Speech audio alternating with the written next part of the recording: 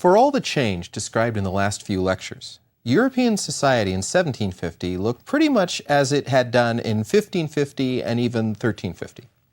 For this reason, the European social system of the 18th century is often referred to as the Ancien Régime. But historians know what its inhabitants did not. It was all about to be swept away in a century of revolution which began, well, maybe in 1775, certainly in 1789. Let's take a break from the parade of wars and treaties, kings and ministers, to examine this society of Europe in the 18th century on the eve of this transformation. Now, one simple way of conceptualizing European society in the 18th century is to think of a pyramid with a very broad base. At the top, at the very apex of the pyramid, a tiny proportion of the population, certainly less than 3%, the landed aristocracy. Now, that proportion varied from country to country, maybe 10% in Poland, 7 to 8% in Spain, 2% in Russia, 1 to 2% in England. Below them, maybe 10%, 20% if you include all the clergy, the middling orders of merchants, financiers, and professionals, and below them, supporting all the rest with their work, the agricultural laborers, the peasants. Which means that whatever most of us would like to imagine from the movies, had we been born in the 18th century, there's a vast majority of us who would have spent our days piling mud. Let's begin with the class we would have envied from our soggy vantage point, the aristocracy. As you will recall, there are really two groups in the aristocracy: the great titled nobility, the dukes, usually members of royal families or very distinguished politicians like Marlborough. These are very rare, only 4 or 5 or 6 per country. Marquises and margraves. Counts. In Britain, these are known as earls, followed by viscounts, vice-counts, followed by barons. In Britain, these would be referred to as lords. Now, these titles were hereditary but honorific. They involved no real duties, just status, and on the continent, certain privileges.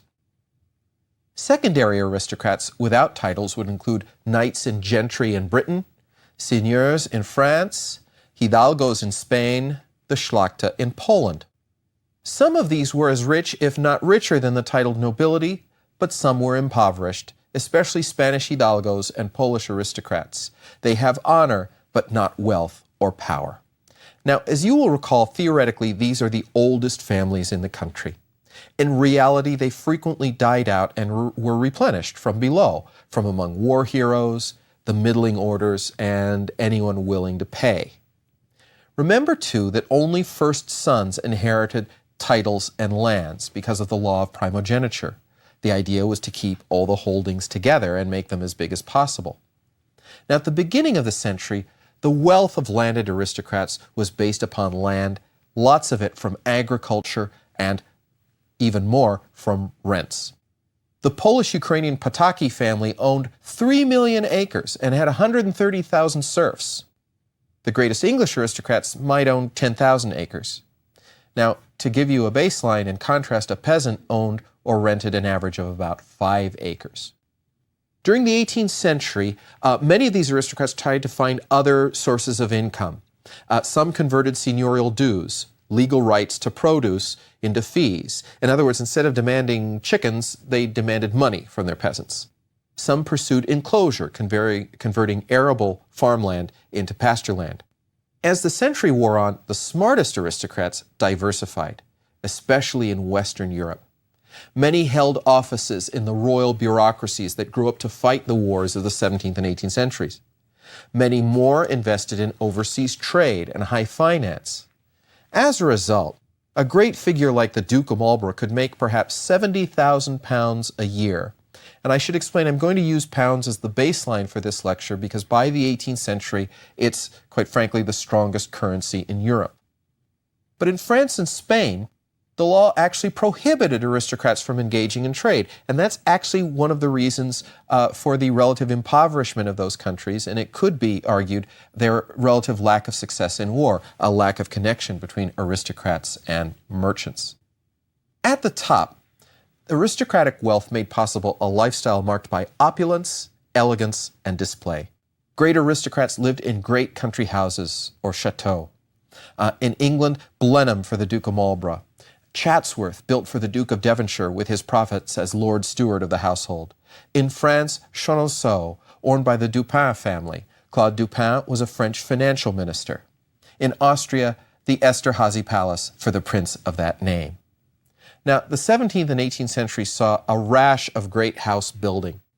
These buildings symbolized and embodied the power and wealth of their owners. The architecture and landscaping reflected reason, proportion, and man's achievement, that's how they would have put it, in taming nature. They were filled with art, and especially paintings of ancestors to remind visitors of the family's illustrious lineage and achievements. And of course, if it was a new family, you faked old paintings. These houses had great libraries. Some even had their own orchestras. Cannons, built by the Duke of Chandos, employed George Frederick Handel to write anthems. Esterházy employed Franz Joseph Haydn to write symphonies. Clearly, the greatest of these houses were palaces, rivaling the royal court itself. They were staffed by great armies of servants. Lesser aristocrats and gentry lived in more moderate, but still comfortable splendor, different in scale, but not in kind. And yet, perhaps the greatest of these splendid edifices were only inhabited in summer. For the rest of the year, October to May, with time off at home for Christmas, the great aristocrats spent their time in the great capitals of Europe. Some had posts in government. In England and Ireland, some sat in Parliament.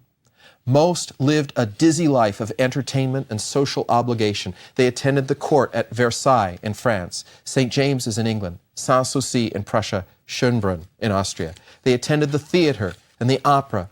They paid visits to the great aristocratic salon of Paris. In London, they went to clubs and coffee houses. In all of these places, nobles interacted with great philosophers, artists, and financiers. Polite conversation became high art. Reputations and fortunes were made or broken with a comment, a gesture, a raised or lowered eyebrow. In short, aristocratic life entailed awesome responsibility for a few, endless amusement for everybody else, but at the same time, a need to mask one's emotions with etiquette to seem to be above the fray. Now, someone had to service this idle class. The growing middling orders were in charge of that. Now, by the middling orders, I mean those without titles, usually without land as well. Most didn't do manual labor, and they lived fairly comfortable lives. Now, I'm going to want to say middle class below. I'll bet I'll say it. But I probably shouldn't, because following the classic Marxist definition of a class, these people don't really realize they're part of one group. They don't have class consciousness yet. I can't really say bourgeoisie, first because not all of them lived in cities, and second because American students can't spell that anyway. Sometimes members of the middling orders were following a family tradition in the family firm. Sometimes they were the younger sons of the aristocracy, forced to make a living because they didn't inherit land. Now, at the top of this group would be the great merchants and financiers. They made money out of overseas and internal trade and investment. The most successful might achieve fortunes of thousands of pounds a year, rivaling a great nobleman. They might try to imitate the aristocracy by purchasing an estate or a title. They might even try to break into it by buying a title or by marrying an endowed daughter to a poor aristocratic family. In such a case, each side gets something. The aristocrats get money, the mercantile family gets status. But this was more common in Western Europe, especially England, than it was in the East. Unlike land, this was liquid wealth. It could be lost to fire, bad investment, a failed trading venture, or laziness, etc. That's important to remember. Members of the middling orders went up and they went down. Below the great merchants, I would rank professionals, doctors, lawyers, military and naval officers, the clergy. The clergy range widely in income from poor country parsons to great bishops. I would also include here estate stewards and major domos. Now, during the 18th century, all of these groups grew a little more professional. They tended to require more professional training, often better education, often at a university. They formed professional organizations, and I suppose it's a sign of pride that you get more and more people staying in these professions rather than trying to break out and become something else. Below them, I'd include small tradesmen, small businessmen. Unlike merchants, they made things, they sold things in their shops. As I mentioned before, they probably didn't have showrooms. They made a shoe or they made a piece of silver on spec, on order. But these people got their hands dirty. For tens of pounds a year, maybe 100 pounds a year. They were concentrated in cities, often in the same district, all the shoemakers in one place, all the barrel makers in another. Often, they lived with extended families in rooms above their shops. By extended, I mean they had apprentices living with them, young men who'd signed on at age 14 for 7 years to learn their master's trade. At the end of that period, they could petition to become members of the guild and eventually masters themselves, though the surest way to break into the business was to marry the master's daughter. Below this level, I would include in the middle class servants, but you should understand that servants could spread out into the lower orders as well. In a world without much automation or labor-saving devices, every kind of labor that took rational thought had to be performed by a person. And so European society was full of servants. For ordinary people, this is the major alternative to farm work. Servants came at every rank and status. There were estate stewards, majordomos, and bailiffs who earned hundreds of pounds a year. Personal secretaries, chaplains, valets, and ladies' maids and tutors were almost companions to the elite, but they were lucky to get 100 pounds. Then there were footmen and cooks who might make tens of pounds a year, chambermaids and grooms of the stables who made just a few pounds. Now, sometimes members of the middling orders resented the nobles, but more often they sought to ape them and even to become through them more important in service to the state. They often tried to arrange marriages into the upper classes. They often benefited from disposable income and also from literacy, and, in Britain and the Netherlands, press freedom. It was members of this class that read Enlightenment books and novels and newspapers. Thanks to the Protestant emphasis on education, there was a rise in literacy in Europe. Even in France, which was not a Protestant country in the 1780s, 50% of men and 20% of women could read. The great Dutch and British publishing houses spread published works throughout Europe. It was in these two countries that censorship was the least powerful. The first daily newspaper, the Daily Courant, arrives in London in 1702. Members of the middling orders also joined salons and clubs and academies, such as the Freemasons, dedicated to Enlightenment ideals of equality and reason. They attended the first public concerts given in London in the 1670s. In other words, concerts not given for a king, but given for paying customers. By 1700, Venice had 16 opera houses. Peasants were those who worked the great landed estates, the smaller estates and small farms. They did the work that made everyone else wealthy. They comprised maybe 3/4 to 4/5 of the population. Again, their experience varied widely, but there's a general rule of thumb that it was better to be a peasant in the west of Europe than in the east of Europe, with two exceptions, Scotland and Ireland. In Russia, Poland, Austria-Hungary, and most German states, peasants were serfs. They owned no land. They rented it instead with their service. That meant they had to work 2 to 4 days a week on land set aside for the Lord's crops, known as the demesne. They were not free. They couldn't leave the land of their own volition.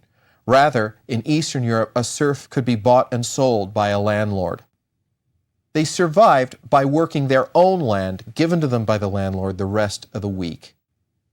They're very much in their lord's power. He ran the local court. He owned the only mill and the only oven, and he charged his serfs to use them. There was no appeal, none at all, from the lord's decisions. In fact, in Russia and Prussia, rulers had given landlords more power in the 17th and 18th century over their serfs in this period. This is the way of buying them off to support the great military adventures that we've been talking about. Peasants did better in France. There were still 100,000 serfs, but most French peasants were free and they could leave the land. Most rented, but the percentage of owners was on the rise. They still had to pay immense seigneurial dues to grind grain and bake bread or crush grapes in the Lord's press, and they had to pay high taxes, if you'll remember. They also had to work on the roads for free a specified number of days a year.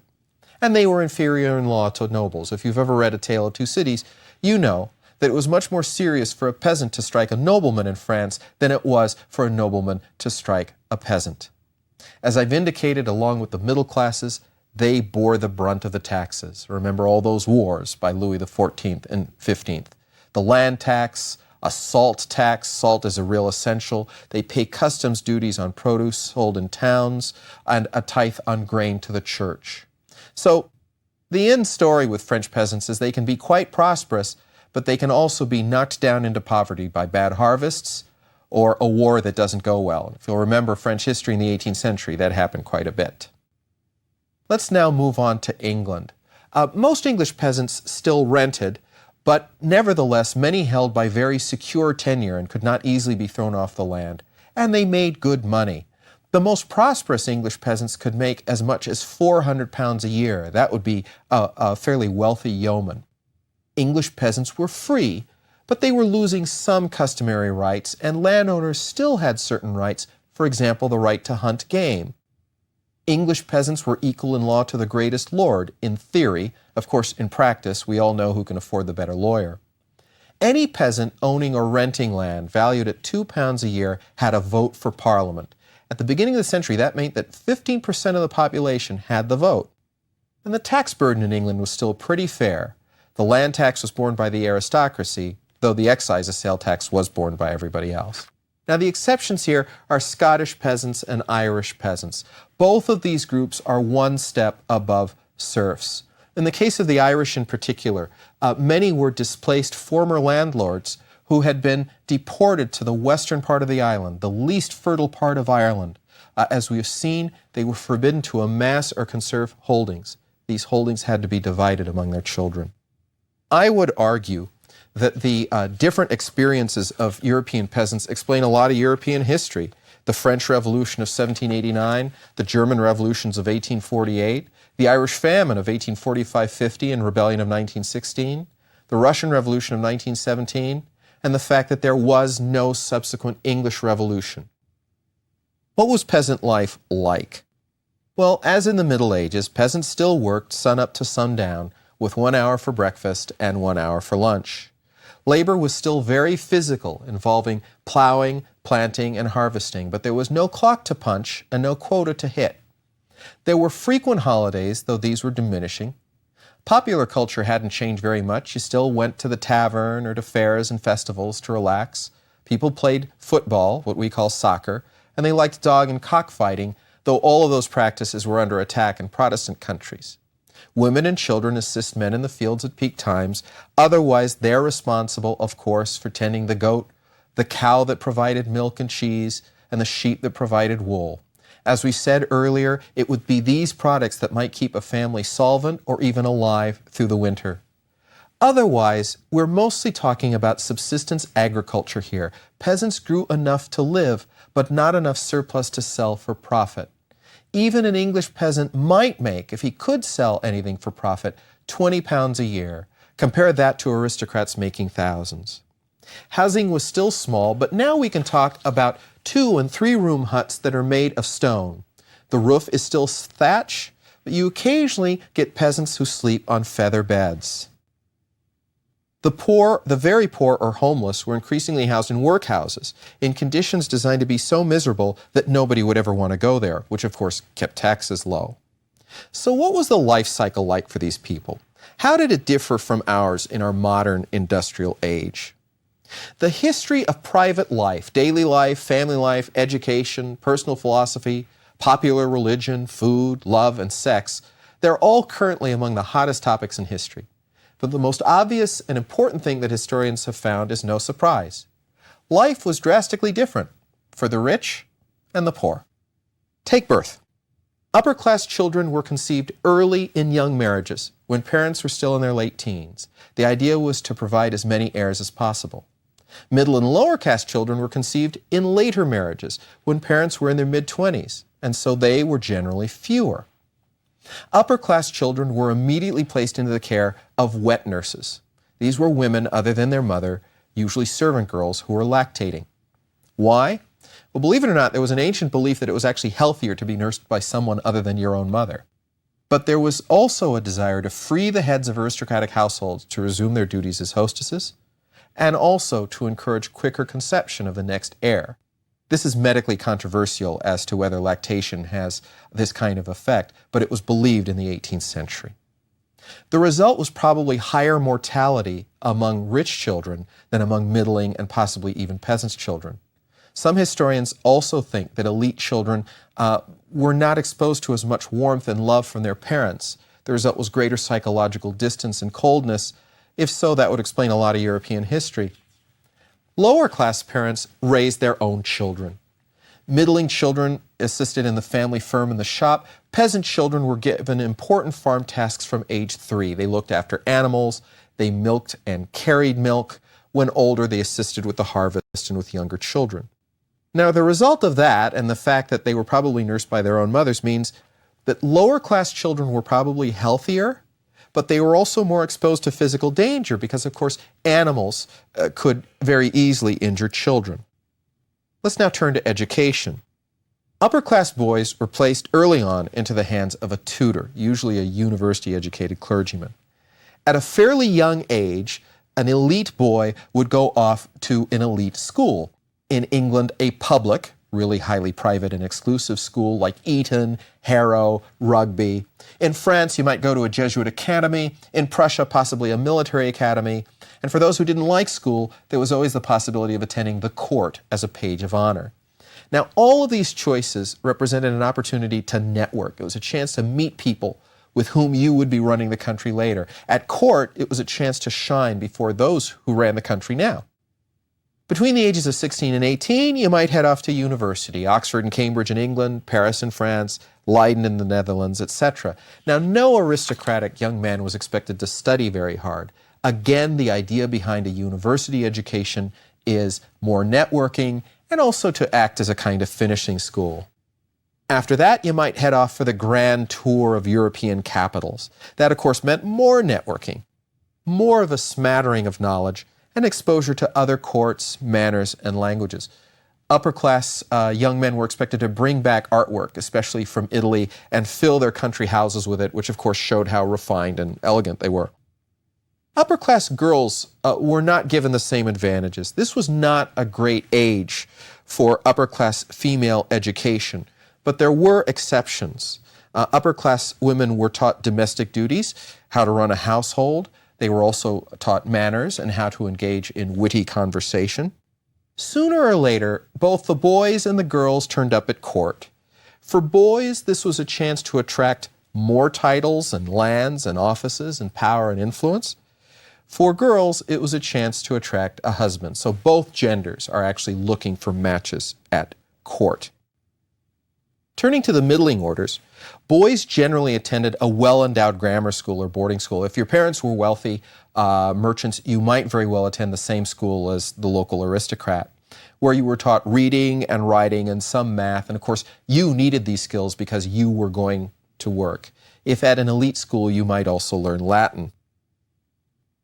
If you wanted to be a merchant or a craftsman, you might also become an apprentice. You might pay tuition to serve that apprenticeship between the ages of 14 and 21. If you wanted to be a professional, you attended a university and probably had to pursue a graduate degree. Some middling order girls were allowed to attend school, and increasing literacy made possible an intellectual life for them of novels and poetry. But generally they were educated at home, similarly to aristocrats. How to run a household, sewing and needlework. Cooking would have been unnecessary because even middle-class people had servants to do that. Often, like apprentices, middling order girls were farmed out to someone else's household. There seems to have been a contemporary belief that it was easier for housewives to teach someone else's young women than their own. As the father of a 14-year-old girl, I can't imagine why. Peasants received little schooling. There might be a parish school, and there might be the possibility of learning some reading and writing, but remember that peasant children were mostly needed on the farm. Ambitious parents might save up for an apprenticeship, and most girls were floated out to other households. Now, in general, in the West, the 18th century is a good time for children, or a better time. Possibly because of the influence of Locke and later Rousseau, there's a de-emphasis of the idea that children's spirits have to be broken of original sin. Instead, there's a growing sense that childhood was a special time and to be enjoyed as well as used for education. This period saw the end of swaddling clothes and greater emphasis on hygiene, fresh air, and even play. There was less corporal punishment, and you get actual children's clothing instead of little versions of adult clothing. We see the first toy stores in the 18th century and the first children's books. Tom Telescope, the Newtonian system digested for young minds, was the Harry Potter of its day. Marriage and family formation were perhaps the clearest area of difference between aristocratic and ordinary life. Now, a couple of basic points to make. Nearly everyone, except for Catholic priests and nuns, was expected to marry. The decision of whom to marry was the most important decision, socially and economically, of anyone's life. Aristocrats married young. They didn't have to worry about making a living. They needed to start producing heirs. That was their job. As this implies, the real significance of marriage in an aristocratic household was not personal happiness. Remember, life expectancy is about 35. Why would any family invest in any one individual's personal happiness? What mattered was the long-term good of the family. That's what endures.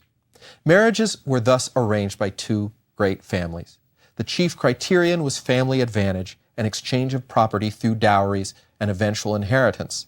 So generally it was the parents that went out and sought the partners. Now, I want to be really careful here. You're probably thinking that therefore these marriages were loveless. But in fact, you should know that 18th century families rarely forced two young people together who absolutely hated each other. That was considered barbaric. Children had a right of veto on the partners their parents had selected. But at the same time, parents also had a right of veto over a love match that was deemed economically unsuitable. Now, without love as a criterion, aristocratic men were practically expected to find love elsewhere, with mistresses and prostitutes. And if you read a lot of 18th century literature, you know that promiscuity and venereal disease are practically a major theme. Few aristocratic women went that route because it was dangerous. Remember, the whole point of this system is to preserve family bloodlines through the male line. Divorce laws favored men. You could be disowned. Nell Gwyn, Charles II's mistress, and Emma Lady Hamilton, Lord Nelson's, both died penniless. This led to a rational reaction in the 18th century decrying arranged marriages, but it would take a while for that to take hold. Now, among the middling orders, there was more freedom to marry whom you wanted, but economic responsibilities still mattered. And even peasants couldn't marry any person that they wanted to marry. Now, peasants could mostly marry whomever they wanted. They had nothing to lose. There was no property to exchange. But the community still tried to discourage an unsuitable match, because remember that if a husband abandoned his wife with a child, it would be the community that would have to take care of them. This apart, peasant youths were able to choose whomever they wished, but not quickly. They generally had to wait for a house to open up or for a male to have a situation. Now, historians think that because peasants could choose whom they wanted to marry, these marriages were warmer and more companionate. This is a hard one to prove because, of course, very few peasants kept diaries and love letters. I would also remind you that, in fact, peasant marriages broke up just as often as ours do. That is to say, husbands could desert wives, and don't forget that people were dying. The average life expectancy was still, as I said, 35. Moreover, the rate of out-of-wedlock births soared in the 18th century. 5% of births in the 17th century, 20% of births in the 18th. We're not quite sure why this happened. We think it may have had something to do with increasing urbanization and a lack of social control when you go off to the big city. Also, the Reformation had eliminated confession. And there's a lot of evidence to suggest that in any country that went through a Reformation, confession went away, illegitimacy rates rose, except in places like Geneva, where clergymen like John Calvin had a really strong control. Those rates of illegitimacy produced lots of abandoned children and infanticide, and this was a great age for founding hospitals and orphanages. Let's talk a little bit about the dark side of life, disease and death. Aristocrats in the middling orders had the greatest access to medical care, to doctors, but of course that was a mixed blessing.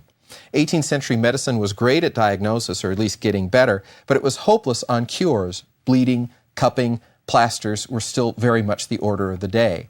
There was some progress, inoculation for smallpox imported from Turkey, and greater emphasis on hygiene. Peasants relied on folk remedies and had the benefits of exercise.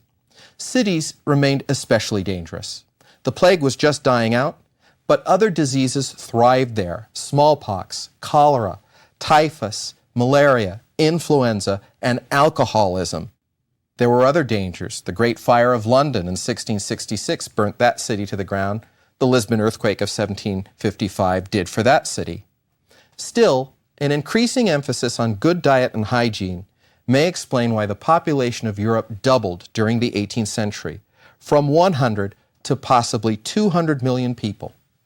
Now, in many respects, the improvements noted above, better hygiene, and also from the New World a better food supply, gentler child rearing, slightly more education, more emphasis on love at marriage, were offspring of the rational and scientific revolutions.